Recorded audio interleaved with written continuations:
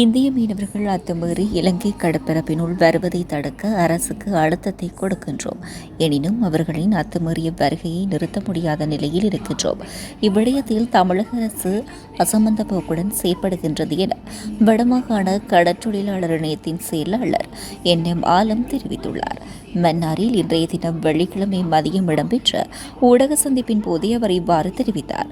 அவர் மேலும் தெரிவிக்கையில், தொடர்ச்சியாக நாங்கள் வலியுறுத்தி வருகின்ற எங்களது கோரிக்கைகளை தமிழக மீனவர்கள் தொடர்ந்து நிராகரித்து வருகின்றார்கள். குறிப்பாக வடபகுதி கடற்பரப்பில் இந்தவாறான அத்துமீறலையும் இவ்வாறான தடை செய்யப்பட்ட தொழில் முறைகளையும் செய்யாதீர்கள், தற்காலத்துக்கு அதை நிறுத்தி வையுங்கள், நாங்கள் உங்களோடு பேச தயாராக இருக்கின்றோம், பேச்சுவார்த்தையை தொடங்குவோம், அதற்கு முன்னர் கலந்துரையாடலை மேற்கொள்வோம் என்று நாங்கள் தொடர்ந்து வலியுறுத்தி வந்தாலும் ஆனால் அவர்கள் அவ்வாறான கோரிக்கையை உதாசீனம் செய்து கொண்டே இருக்கின்றார்கள். அங்கிருக்கின்ற ஊடகங்கள் இது மன்னார் பகுதியின் தெற்கு பகுதியில் தொழில் செய்தபோது கைது செய்யப்பட்ட என்ற உண்மையை ஏற்றுக்கொள்கின்றார்கள். கடந்த காலையில் இவ்வாறு அவர்கள் ஏற்றுக்கொண்ட வரலாறு இல்லை, தற்போது அவர்கள் ஏற்றுக்கொண்டிருக்கின்றார்கள்.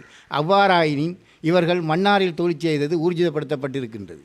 எனவே இந்த தொழில்முறையையும் இவ்வாறான உள்வருகையும் இவர்கள் நிறுத்துவதற்கு நாங்கள் எத்தனையோ பிராயச்சித்தங்களை செய்கின்றோம். குறிப்பாக அரசுக்கு அழுத்தத்தை கொடுக்கின்றோம், கடற்படைக்கு அவ்வாறான அழுத்தங்களை கொடுத்த போதிலும் இவர்களின் வருகையை நிறுத்துவதற்கு முடியாமல் தான் இருக்கின்றது. இதில் அவர்கள் தமிழக அரசு இதில் மெத்தன போக்காக இருக்கின்றது.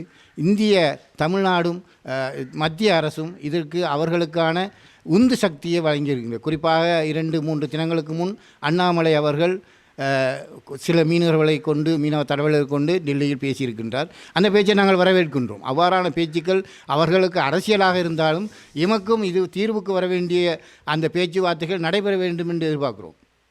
எது எவ்வாறாயினும் இந்திய இலங்கை மீனவர் பேச்சுவார்த்தையை நாங்கள் 2016ஆம் ஆண்டு எங்கு விட்டோமோ அங்கிருந்து ஆரம்பிக்கப்பட வேண்டும் என்று எங்களது தொடர்ச்சியான வலியுறுத்தல். எனவே அந்த பேச்சுவார்த்தை ஒன்று நடைபெற வாய்ப்பிருக்குமாக இருந்தால் அந்த விடுபட்ட 2016ஆம் ஆண்டு ஏற்றுக்கொள்ளப்பட்டு விடுபட்ட விடயங்களிலிருந்து நாங்கள் பேசுவதற்கு தயாராக இருக்கின்றோம். இந்த பிரச்சனையை பேச்சுவார்த்தை மூலம் தீர்ப்பதற்கு இலங்கை குறிப்பாக வடபகுதி மீனவர்கள் எந்த நேரமும் எங்களது கையை நீட்டிக்கொண்டே இருக்கின்றோம். எங்களது கையை இறுக பற்றி கொள்வதோ அல்லது தட்டி கழிப்பதோ இனி அவர்கள் கையில் தான் இருக்கின்றது என்பதையும் இந்த வேளையில் பதிவு செய்து கொள்கிறேன்.